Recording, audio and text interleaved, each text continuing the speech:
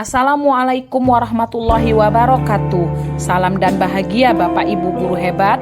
Saya Juliani Hasibuan, calon guru penggerak angkatan 7 dari SMA Negeri 1 Lawebulan, Kabupaten Aceh Tenggara. Pada kesempatan kali ini saya akan mengulas modul 1.4.A.8 koneksi antar materi tentang budaya positif. Budaya positif merupakan perwujudan dari nilai-nilai kebajikan atau keyakinan universal yang diterapkan di sekolah.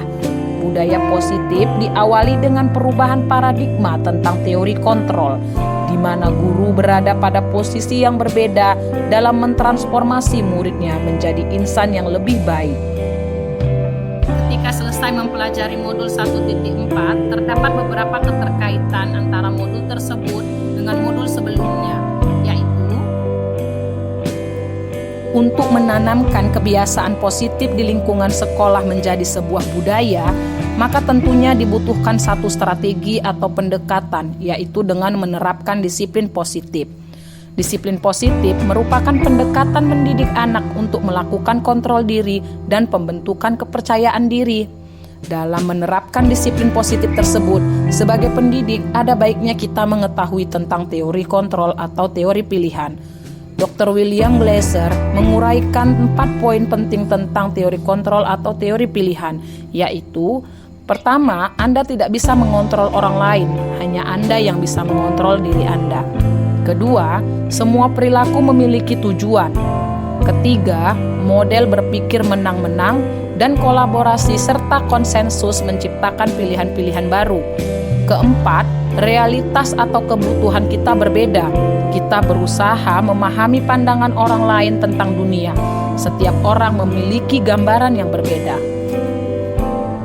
Namun, masih banyak orang yang salah dalam mengartikan disiplin positif, sehingga sering salah dalam menerapkannya.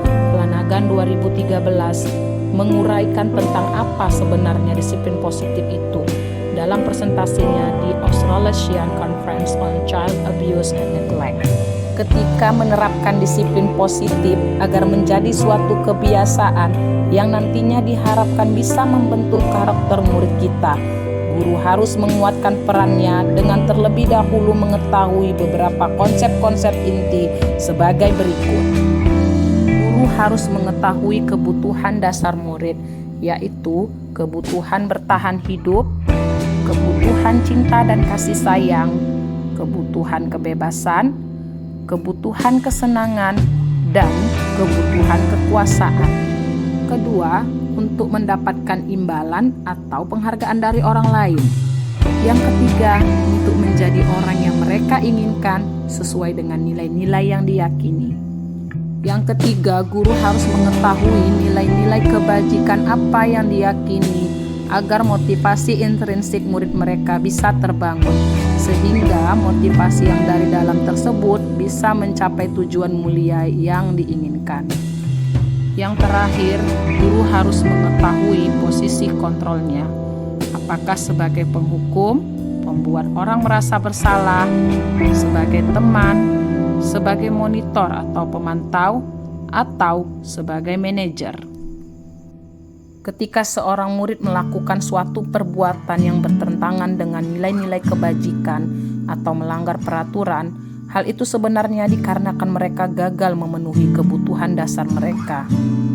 Selama ini, barangkali kita sebagai guru merasa berkewajiban mengontrol perilaku murid kita, agar mereka memiliki perilaku sesuai apa yang kita harapkan. Perwujudannya, guru sering memberikan hukuman kepada murid yang melakukan kesalahan dan memberikan imbalan terhadap perbuatan baik yang dilakukan murid. Terkadang, kita juga memberikan mereka penghargaan yang sebenarnya bisa menghukum mereka juga.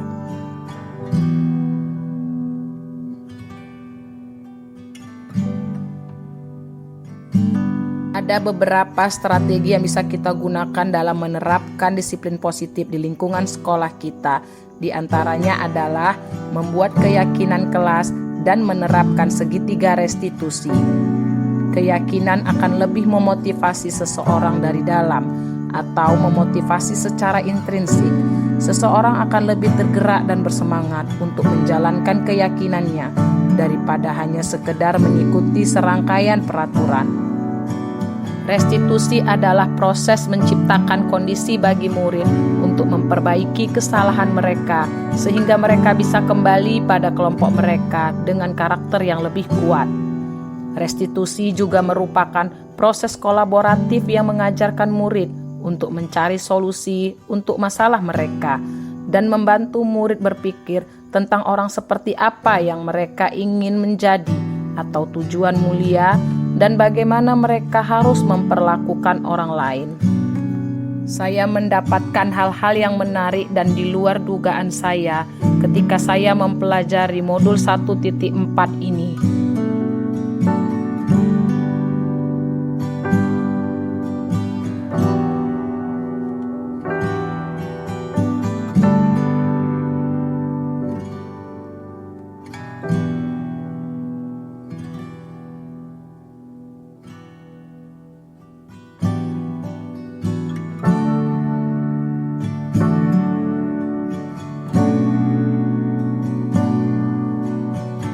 Posisi kontrol saya juga sudah berubah dan bergeser dari posisi kontrol guru sebagai penghukum menjadi posisi kontrol manajer.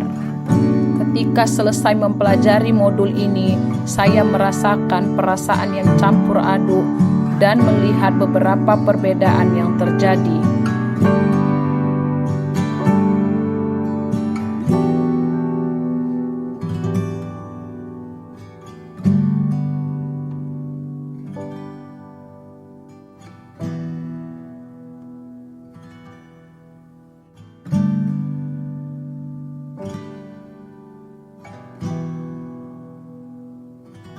Demikianlah pemaparan modul 1.4 tentang budaya positif. Lebih dan kurang saya mohon maaf. Salam dan bahagia Bapak Ibu guru hebat.